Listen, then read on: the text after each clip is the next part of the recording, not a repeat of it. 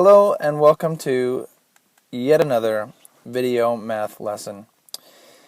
In this video we'll be looking at graphing some different lines that have one thing in common. We will be using intercepts to graph these lines, but the interesting thing is each of these lines has only one intercept, or one point where they intercept any axes. So we have a few different, as you can see, three different kinds of lines we'll be looking at. The vertical lines, like so, okay, horizontal lines, and lines that go through the origin of course being the point 0, 0. No problem. Okay, so this is pretty simple. We're just going to dive into some examples. So example 5, part A, we're going to sketch the graph of the following vertical or horizontal lines. Okay, so part A, we have the rule here, y equals 3. Okay, y equals 3, that's all, pretty simple. Okay, so we're just going to go ahead and sketch our axes, label them, and give a scale. Okay, very nice. And we're just going to go ahead and plot some points where y equals 3. The first and easiest one is on the y-axis at y equals 3. So we put a dot there. But there's plenty of other places where y equals 3.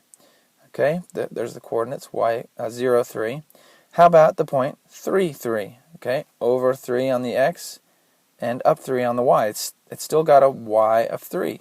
So that fits our rule. It works within the rule that describes the line.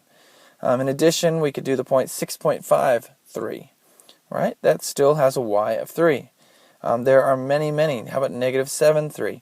In fact, there are an infinite number of points that have a y value of 3. We could have 1, 3, 1.1, 3, 1.11, 3, 1.111, and you get the idea.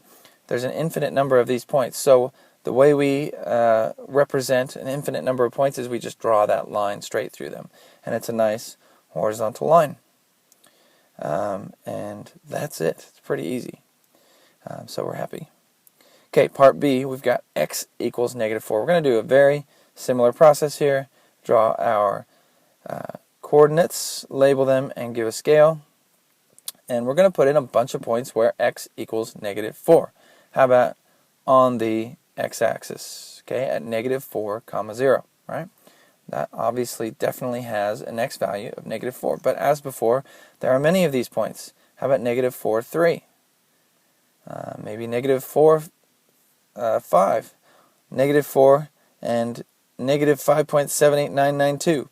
You get the picture. It goes on and on. So we draw a line, and that's all there is to it. So we're happy. Moving on. Now we have a line which is going to pass through the origin, and the graph, the rule looks like this: y equals 3x. A little bit different than before. You'll notice, you may have noticed, these horizontal and vertical lines just have the y equals a number or x equals a number, right? This one, we have gone back to rules that have both a y and an x. Okay, but it's just a really simple y equals 3x. And going back to those key ideas, if we look at this again, we have the form y equals mx, and that m can be any number. So that form that we have in the red box there is what all these look like. If it looks like this with a y equals mx, then that means it's going to be a line that passes through the origin, just like we're looking at now. And as you can see, our rule that we were given here, the y equals 3x, fits that pattern. It has y equals, and then a number, and then x. Okay. Now we have a nice little step-by-step, well, really it's just one step, more or less, method for doing these problems. Okay. As you can see, it just says substitute x equals 1, or any other value of x to find a second point. Okay, so we're going to do that.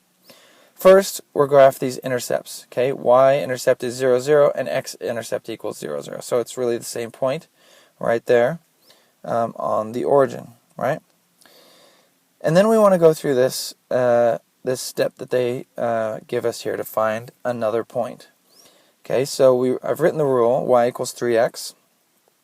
Okay, and we're going to substitute, and we'll just do what they say here, x equals 1. It says or any other value, and that's fine, you can do that. But we'll see that x equals 1 is actually a really convenient way to do this. So if x equals 1, then we can rewrite this as y equals 3 times 1. Now we see, when we simplify this, why using the number 1 is really a good way to go. Because 3 times 1 is, of course, 3. So we just have the point y equals 3. So we have x equals 3 and y equals 3. That is a pair, a coordinate pair, 1, 3. The x was 1, the y was 3. That was a little out of order, those movements. That's all right. So we plot that point, okay, right here, over 1, up 3. And it's as easy as that. We draw a line through it, okay? And that's our line, through the origin and through the point. For this particular line, 1, 3, okay? And we're happy, because the video's over. Bye-bye.